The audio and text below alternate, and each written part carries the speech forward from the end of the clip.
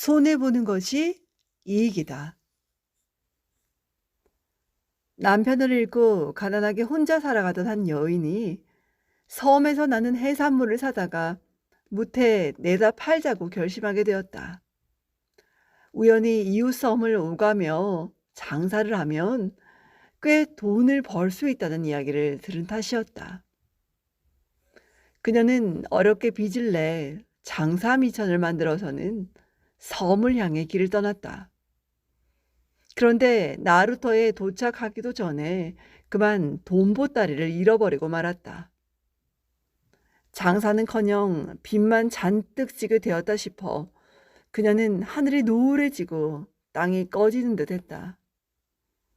그때 마침 길을 가던 한 노인이 그 보따리를 주었다.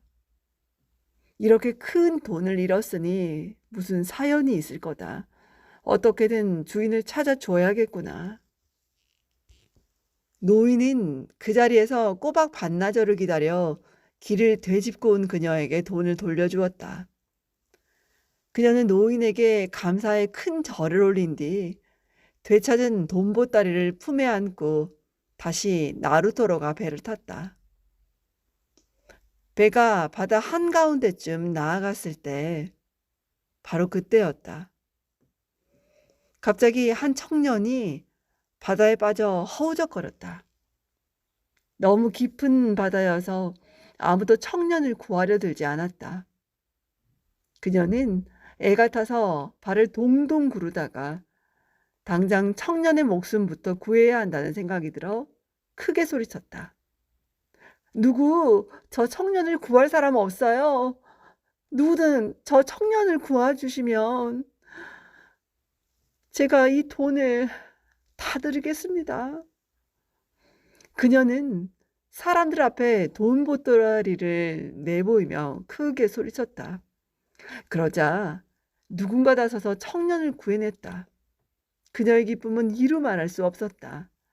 그러나 그녀는 다시 장사 미천을 잃게 되었다.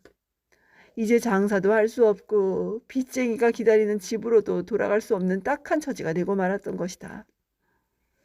그녀는 힘없이 배전에 기대 망연히 망망대해를 바라보았다.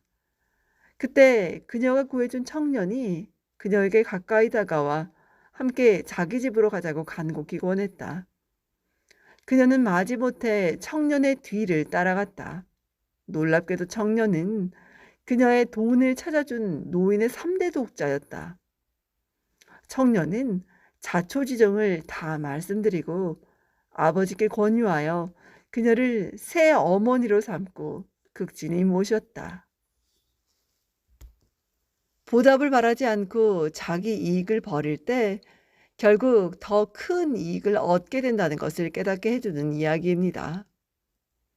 만일 돈 보따리를 준 노인이 눈앞의 이익을 먼저 쫓았다면 결국 3대 독자를 잃고 말았을 것입니다. 세상을 살면서 늘 이익만 보고 살면 얼마나 좋을까요? 무슨 일을 해도 결코 손해보는 일이 없다면 하루하루가 참 즐겁겠죠. 그러나 불행히도 그런 일은 있을 수 없습니다. 아무 손해도 보지 않고 오직 이익만 얻는다는 것은 기본적으로 있을 수 없는 이야기죠. 무언가를 손에 넣으려면 어떤 형태이건 대가를 지불해야 합니다. 다소의 희생도 각오해야 하고요. 아무리 손해보지 않으려고 해도 이익에 앞서 항상 손해를 먼저 보게 되는 게 우리의 삶입니다. 얻기 위해서는 반드시 잃는 것이 있는 것이죠. 그런데 길게 두고 보면 잃는 것이 결코 손해가 아닌 경우가 대부분이에요. 모든 불이익에는 그에 상응하는 이익이 있습니다. 1983년에 있었던 일이에요. 가수 이동원 씨가 찾아와 제 시 이별 노래를 노래로 만들고 싶다고 하면서 어떤 조건이면 허락하겠느냐고 했습니다. 저는 아무 조건이 없다. 좋은 노래만 만들면 된다고 말했죠.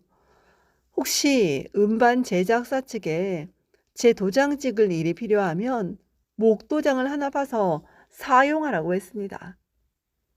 그 뒤 최종혁 선생이 작곡하고 이동원 씨가 노래한 이별 노래 음반이 세상에 나와 1년 만에 100만 장이 판매되었는데요.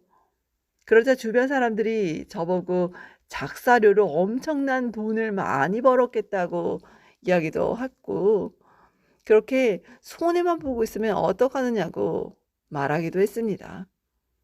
그래도 저는 작사료에 대해 아무런 관심이 없었어요. 애초부터 좋은 노래만 만들면 된다고 말했기 때문이죠. 그 뒤 1996년에 가수 김광석 씨가 제 시 붙이지 않은 편지를 부른 음반 가객이 출시되었습니다. 붙이지 않은 편지는 김광석 씨가 2승에서 부른 마지막 노래였어요. 그러자 음악 저작권협회 측에서 회원 가입을 권유했습니다.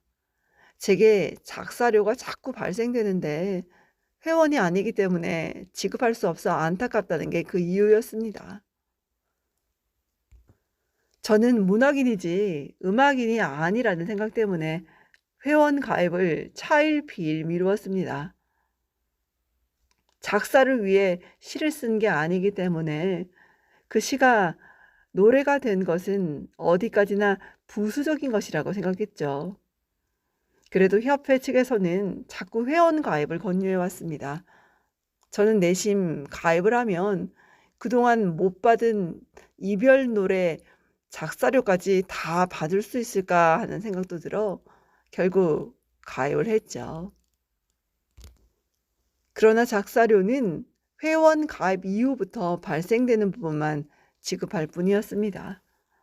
그러자 갑자기 제가 손해를 본 게 아닌가 하는 생각이 들었어요.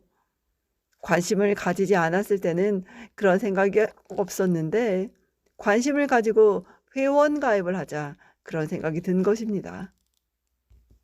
그러나 그런 생각은 잠시뿐이었어요. 오히려 얻은 게 더 크다고 생각되었습니다. 시가 노래의 옷을 입었을 때 그 감동이 얼마나 큰지 알 수 있는 한 계기가 되었다고 생각했습니다. 비록 작사료를 소급받지는 못했지만 제 시가 보다 많은 노래로 작곡될 수 있는 계기를 얻었다고 생각했죠. 실제로 이별 노래는 제 시가 다른 시인들의 시에 비해 비교적 노래로 많이 만들어지는 계기가 되었습니다. 지금까지 제 시에 곡을 붙인 노래가 60여 곡이나 되니 제가 일일이 다 기억하지 못할 정도죠. 무엇보다도 많은 이들이 이별 노래를 좋아하니 그보다 더 값진 것을 얻은 건 없다고 하겠습니다. 나아가 이별 노래가 정지용 시인의 시 향수를 노래로 탄생시키는 한 계기가 되었으니 이 얼마나 얻은 게 많은가요? 인생은 잃는 것과 얻는 것으로 얽혀 있습니다. 잃지 않고는 얻을 수가 없습니다. 큰 이익이 있는 곳에는 큰 손해가 있고 큰 손해가 있는 곳에는 큰 이익이 있습니다. 어쩌면 크게 버릴 줄 아는 사람만이 크게 얻을 수 있습니다. 작은 이익에 집착하면 큰 이익도 얻을 수 없게 되죠. 이상 내 인생의 용기가 되어준 한마디 책을 낭독해 보았습니다. 손해보는 것이 이익이다. 이 말 꼭 기억하겠습니다. 오늘도 좋은 날 되십시오, 여러분. 고맙습니다.